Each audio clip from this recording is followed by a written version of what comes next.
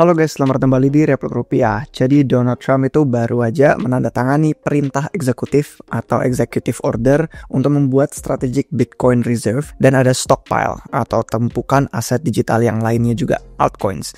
Dia mengadakan summit di Gedung Putih ini bersama para pelaku industri kripto. Seperti ada Brian Armstrong, ada Mark Andreessen, ada Vitalik Buterin juga kalau nggak salah, sama Anatoly Yakovenko-nya Solana, dan Michael Saylor, Kyle Samani, banyak lagi. Cuman dengan berita yang bagus ini, kenapa kok harga Bitcoin dan kripto tuh terjun bebas? Apakah ini yang namanya bear trap? Nah, coba kalian tonton video ini yuk. Let's go.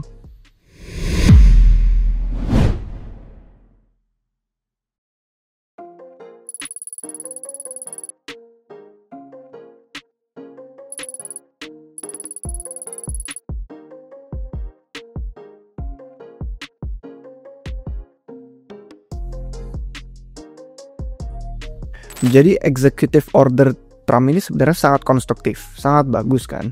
Dan memang ada pemisahan yang jelas sebenarnya antara Bitcoin dan aset kripto yang lainnya. Cuman kata David Sachs sendiri kalau waktu dia kemarin sempat nge-tweet, ada sekitar 200.000 BTC yang katanya dipegang sama pemerintah Amerika Serikat. Kalau misalkan kita ngelihat ya dari beberapa data on-chain, ada salah satunya dari Glassnode. Memang si David Sachs sendiri mengakui belum pernah jumlahnya ini diaudit penuh. Tapi ada yang bilang sekitar 187.000 BTC sebenarnya. Nah cuman kalau kayak Alex Stone ini bilang katanya masih ada tanda tanya sebenarnya kalau selisihnya 187 sama 200 kan masih ada 13 ribuan koin BTC. Dan kata dia sekitar 112 ribunya itu sebenarnya terkait sama Bitfinex seperti yang dia bilang di sini.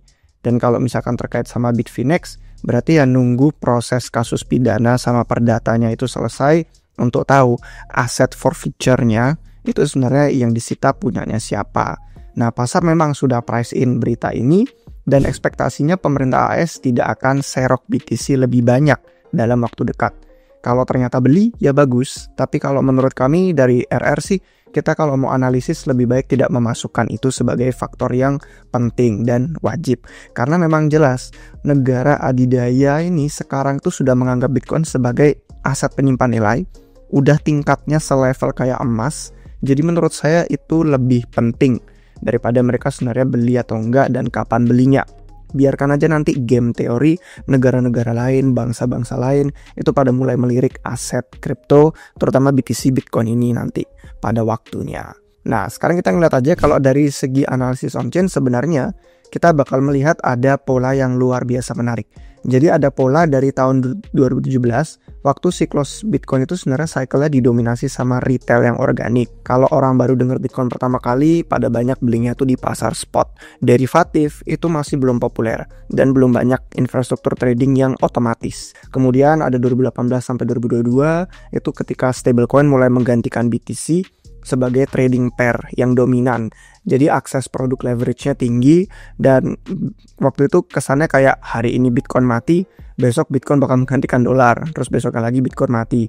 Suku bunga makro waktu itu 0%, makanya mendorong bubble di 2021 sampai akhirnya bear market di 2022 parah banget hingga FTX rungkat.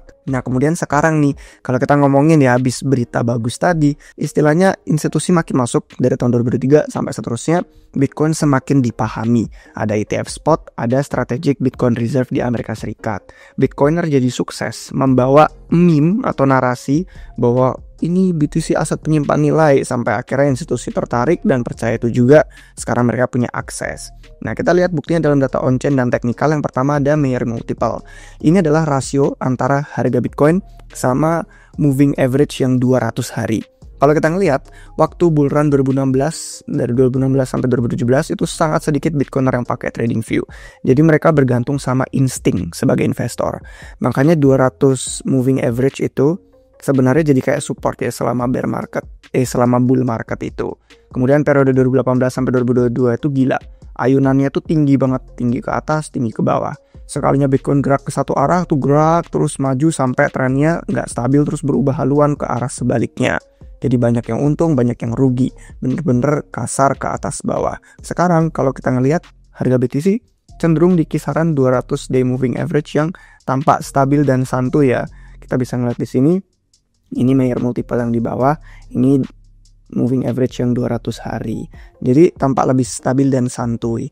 Hal yang sama juga tampak kayak di data on-chain untuk yang MVRV short term holder. MVRV itu pokoknya unrealized profit dan loss. Jadi kalau orang untung tapi belum beneran dijual, orang rugi tapi belum beneran dijual, masih unrealized.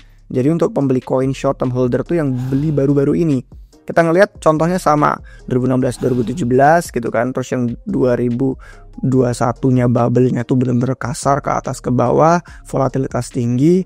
Kemudian kalau yang sekarang tuh lebih ke kesannya itu stabil dan santuy di kisaran MVRV-nya itu, dan ini harga untuk short term holder-nya realized price. Jadi contoh polanya itu sama ya, kita bisa ngelihat sebelumnya siklus yang bubble 2021 sama siklus yang sekarang. Yang jelas ada perubahan cara Bitcoin itu di tradingin. Chart ini sekarang menampilkan jumlah alamat total yang megang lebih dari 0,001 BTC, itu sekitar $80 kalau beli di harga $80.000. Dan dari yang 0,001 BTC sampai yang saldonya itu 10 BTC kurang. Kelompok ini perkiraan investor individual. Jadi orang-orang kecil, orang-orang yang sendiri, bukan institusi, bukan perusahaan, bukan bisnis. Jadi ini fase di mana retail tuh awalnya melaju pesat sekali ya, nyerok Bitcoin, kemudian mulai diteruskan, dilanjutkan sampai adopsinya memuncak, dan ternyata melambat dramatis waktu bulan Oktober 2023. Itu waktu kemungkinan ETF spot Bitcoin kita merasa kayak 100% nih udah pasti bakal disetujui. Nah kalau kita ngelihat jumlah BTC yang dipegang sama dompet-dompet itu, yang tadi punya 0,001 BTC sampai 10 BTC, itu saldo gabungan mereka juga stagnan. Dari yang awalnya adopsi retail ya kan, semua yang beli retail, sampai saldo gabungan mereka juga stagnan tuh di bulan Oktober 2023. Ini kalau bisa kita ngelihat di sini, itu kisarannya mereka 3,5 juta koin BTC. Terus bener-bener belum sampai yang sama kayak di siklus sebelumnya. Makanya kita bisa bilang kita masuk ke wilayah institusi sekarang. Artinya pembelinya lebih canggih, lebih sabar, lebih paham struktur pasar. Mereka juga punya manajemen risiko, kadang lebih baik daripada orang-orang crypto native. Dan portofolio mereka tuh isinya aset-aset lain banyak banget. Ya bisa obligasi pemerintah, bisa saham, bisa emas, bisa aset-aset tradisional yang kalau kita ngelihat di chart terakhir, ini adalah korelasi Bitcoin dengan aset-aset tradisional. Jadi Bitcoin tuh cuma salah satu barangnya institusi. Kalau mereka harus jual, ya mereka bakal jual BTC. Kalau mereka perlu nge-rebalance isi portofolio, ya BTC bisa jadi yang korbannya. Kalau mereka bisa menunggu, mereka bakal nunggu sampai harga BTC lebih tepat untuk mereka beli, untuk mereka serok. Makanya lebih sabar, lebih canggih. Itulah permainan institusi sekarang. Makanya kalau misalkan kita ngelihat dari segi semua faktor-faktor itu, mungkin makanya sikon makro seperti tidak memperdulikan berita strategik Bitcoin Reserve tadi. Investor institusional punya agenda lain, di mana Bitcoin cuma salah satu barang, cuma salah satu aset di portofolio mereka, sedangkan dari sikon makro pun ada agenda yang lebih penting untuk mereka lakukan.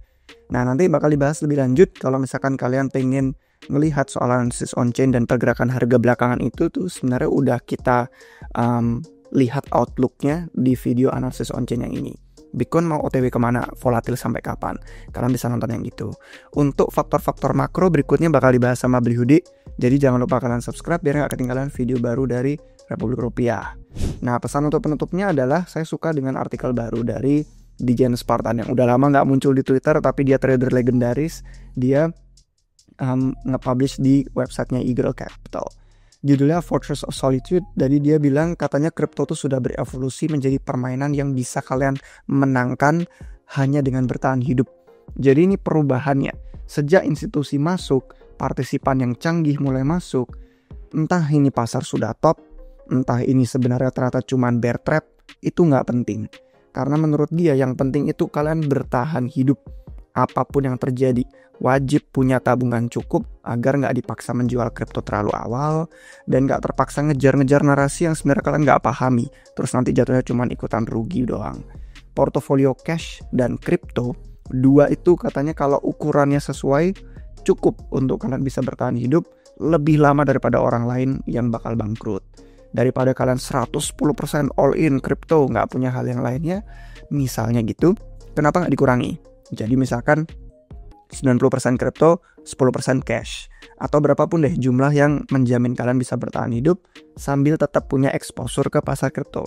Karena kalau ternyata nih pasar sudah top dan sekarang kita masuk bear market, tapi kalian punya cash dan masih punya aset kripto, ya maupun itu bear market 4 tahun, Hakuna Matata kayak yang lagunya Lion King gitu kan, kalian bakal baik-baik aja. Kebanyakan orang lain mungkin enggak, mungkin bangkrut.